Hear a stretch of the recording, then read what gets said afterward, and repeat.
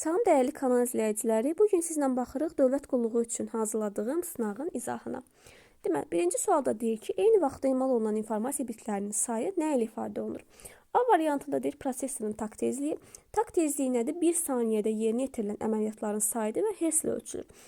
Amma burada deyir eyni vaxtda emal olunan informasiya bitlərinin sayı. Prosesorun mərtəbəliyi bəli. Hansı ki 8, 32, 64 mərtəbəli ola bilər. Düzgün cavab olacaq B variantı. İkinci sual elektron hökumət sisteminə aid olan sual nümunəsidir və deyim ki, qəbula düşən suallardan biridir. Elektron hökumət informasiya sistemi haqqında əsasnaməyə əsasən elektron hökumət informasiya sisteminin texnoloji interfeysinin əsas komponentlərini seçin. Bir də deyir ki, proqram texniki qurğular və proqram təminatı. Bəli, bunu götürəcəm. Çünki sistemin əsasını təşkil edir. Hansı ki, kompüterlərə aiddir, proqramlara aiddir. Yəni, sistemin əsası üçün vacib komponentlərdən biridir. İkidə deyir ki, telekommunikasiya qurğuları və kanalları. Yəni, məlumatın ötürülməsi üçün telekommunikasiya qurğusu lazımdır, kanal lazımdır. Yəni, o baxımdan ikini də götürəcəm. Ehtiyat nüsxə backup utility var idi, bilirsiniz ki, və həmin o backup sistemlərdə məlumatları qorumaq üçün ehtiyat nüsxəsini çıxarmaq lazımdır ki, o baxımdan 3-ü də götürəcəm.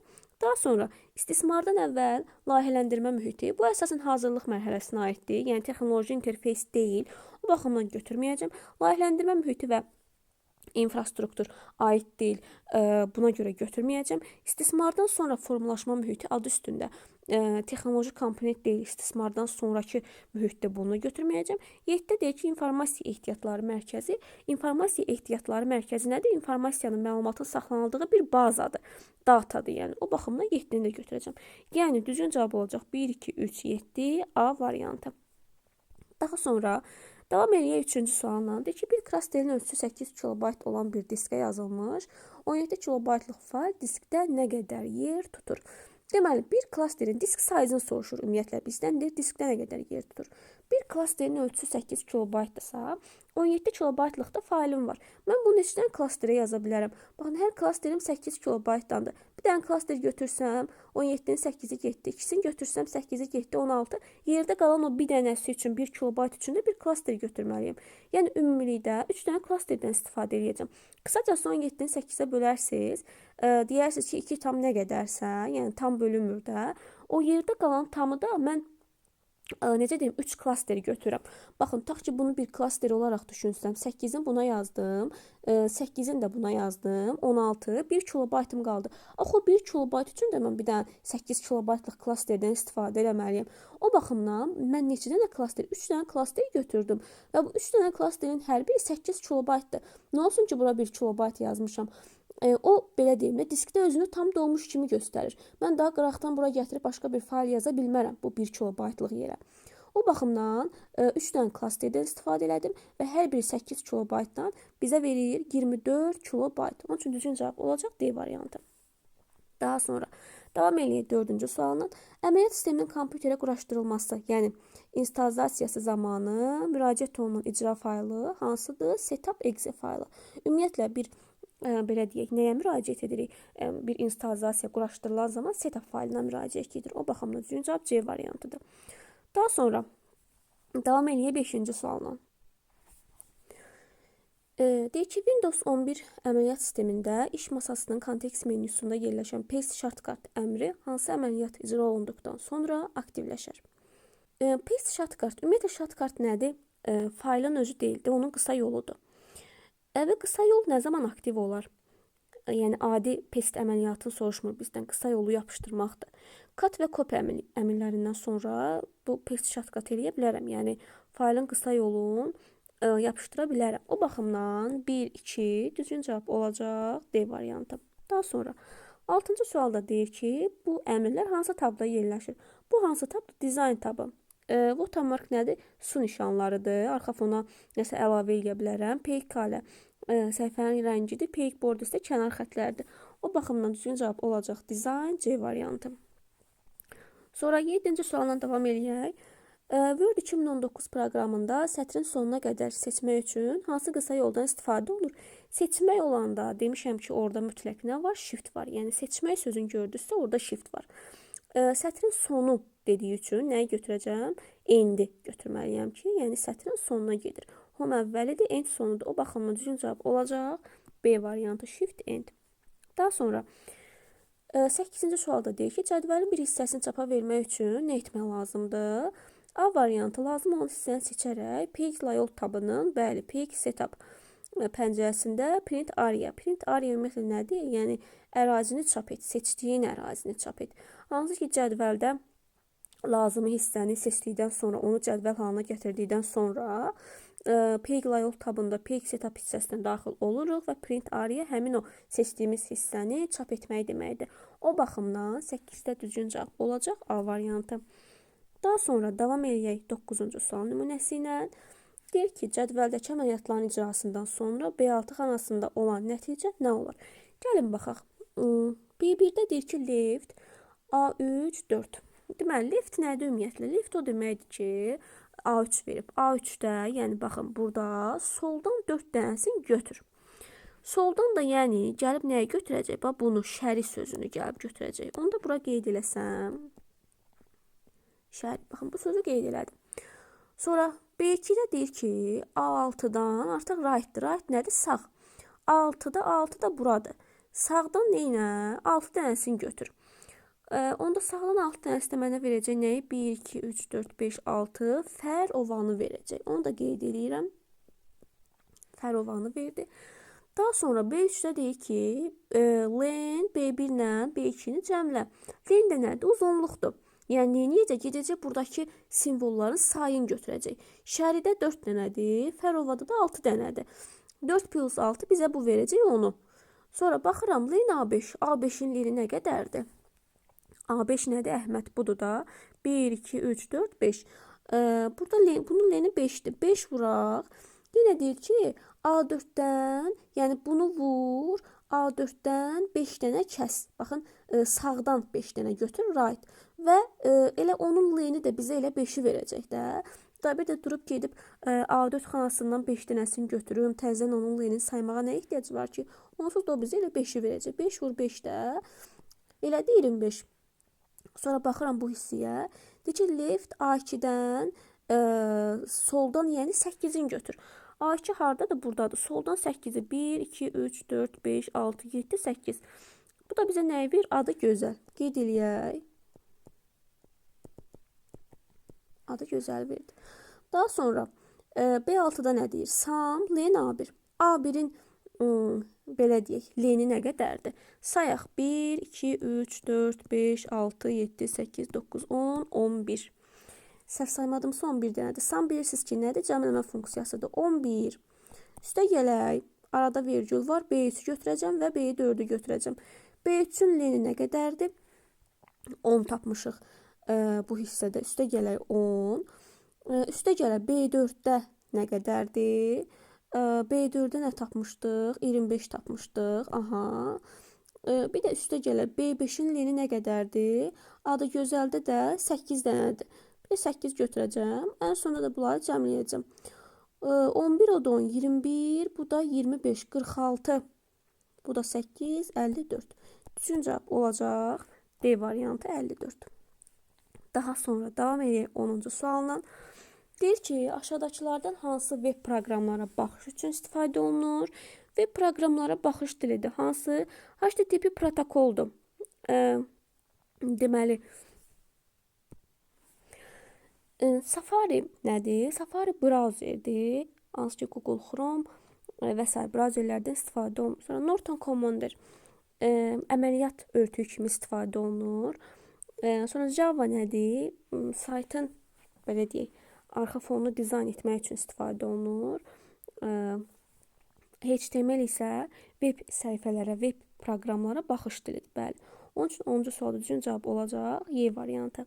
Deməli, HTTP oldu hipermətinlərin ötürülməsi protokolu, Safari brauzerdir, Norton Commander əməliyyat örtüyüdür, Java dizayn proqramıdır, HTML də web proqramlara baxış üçün istifadə olunan dildir. Daha sonra davam edək 11-ci sualla. Deyir ki, servis proqram təminatına aid olanları seçin. Servis proqram təminatı ümumiyyətlə sistem proqramlarına aiddir. Deyək ki, sistem proqram təminatı 2 dənə növü var idi. Baza, deməli, sistemin 2 dənə qolu var idi. baza və servis. Baza proqramlarına aid idi. Demişdim, açar söz nədir? Əməliyyat sözündən yadda saxlayırsınız ki, əməliyyat sistemləri, əməliyyat örtükləri, şəbəkə əməliyyat sistemləri bu bazada idi. Əməliyyat sözünü yadda saxlayırsınız. Servisə aid olanlar, yəni əməliyyat sistemi getdi, bu bazadaydı. Bu ümumiyyətlə tətbiqi proqramlardır. Servisdə vardı utilitlər, hansı ki xidməti proqramları idi. Xüsusi nəzarət proqramları, bəli. Antiviruslar düzdür. Yəni kompüterə müəyyən xidmətlər göstərən proqramlardır. Bunu da götürəcəm. Ekspert sistemləri isə nəyə aiddir? Bu tətbiqi sistemlərdir. O baxımdan bunu da götürməyəcəm. Yəni 3, 4, 5 düzgün cavab olacaq B variantı. Daha sonra davam eləyək 12-ci sualla. Bu sualda da bizdən vektor tipli fayllar istəyir.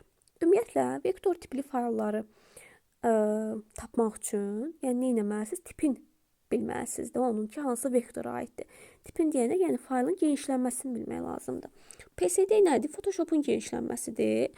Ona görə götürməyəcəm.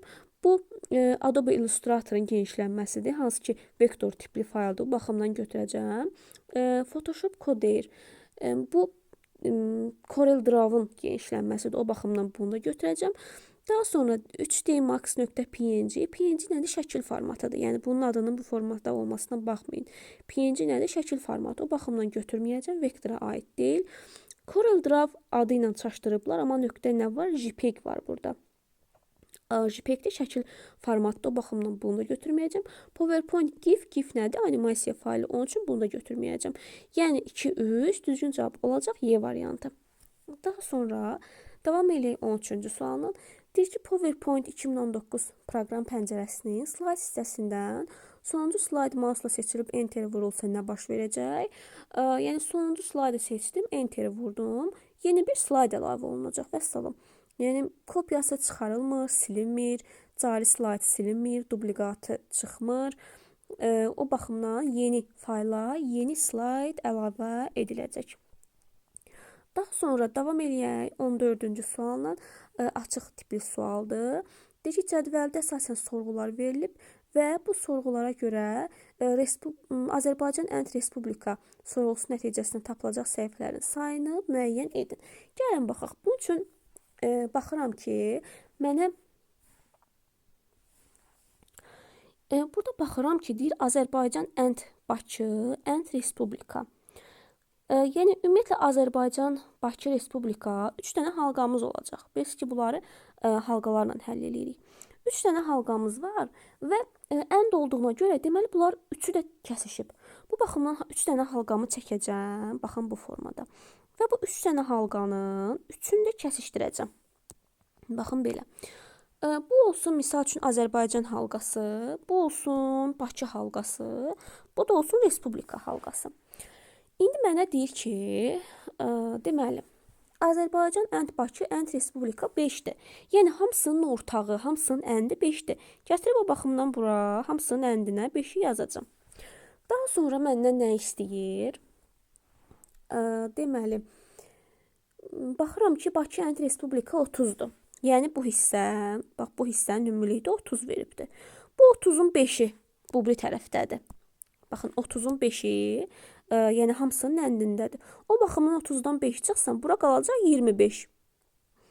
Sonra mənə deyir ki, Azərbaycan 50-dir, Bakı 80-dir, Respublika da 100-dür.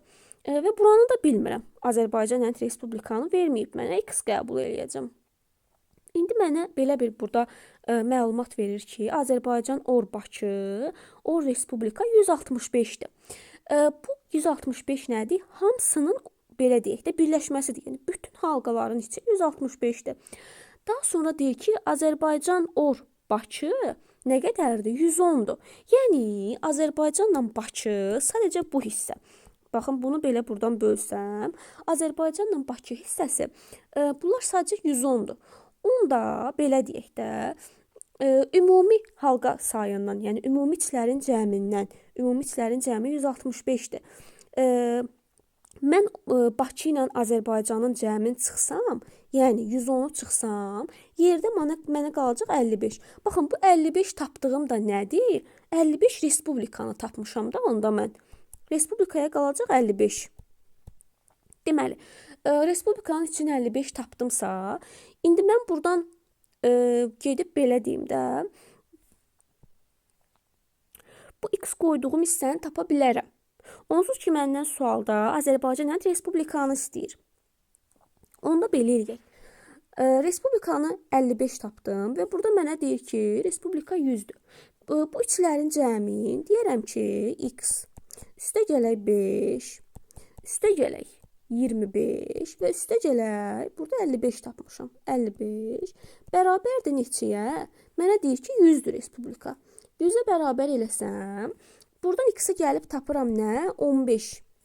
Baxın, bu x-in yerinə yazacağım 15. İndi bunu silirəm. Bura yazdım 15. İndi məndən sualda deyirdi ki, Azərbaycan respublika sorğusunun nəticəsində tapılacaq səhifəni. Yəni, mən buranı 15 tapmışamsa, məndən buranı istəyir. Baxın, Azərbaycan respublikanı. Onda da 15 plus 5, bu da mənə verəcək 20. 13-cü cavab olacaq 20. Bu da belə. Ümid edirəm ki, 14-cü sualın cavabını da başa düşdünüz. Daha sonra davam eləyək 15-ci sualla. Deyir ki, monitorun 1024 vur 256 ölçülü qrafik təsvirini yadda saxlamaq üçün 128 kilobayt yer ayrılmışdır. Hər bir nöqtəni rəngləmək üçün müxtəlif rənglərin maksimal sayını tapın. Yəni, bizdən nəyi soruşur? Rəng palitrasını soruşur. Rəng palitrasını tapmaq üçün də mən əvvəlcə rəng dərinliyini tapmalıyam. Ümumiyyətlə, düsturumuz necə idi? Belə deyim də, A vur B, yəni nöqtə sayını vururdu digər tərəfinə, yəni bir tərəfin digər tərəfinə vurur və i bitə vururuq. I bit də burada nədir?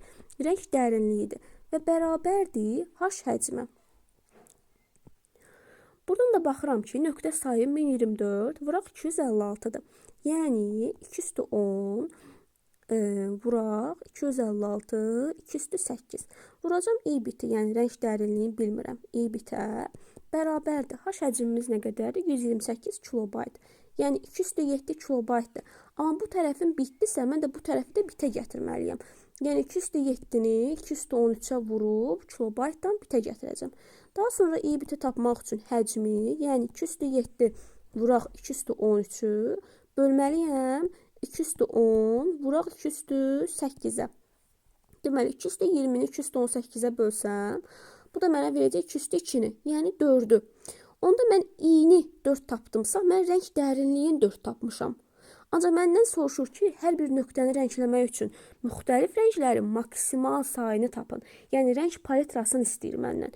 I bərabər 4-dürsə, n də bərabər 2 üstü i-dir. Yəni, 2 üstü 4, bu da bizə verəcək 16. Düzgün cavab olacaq 15-ci sualda 16.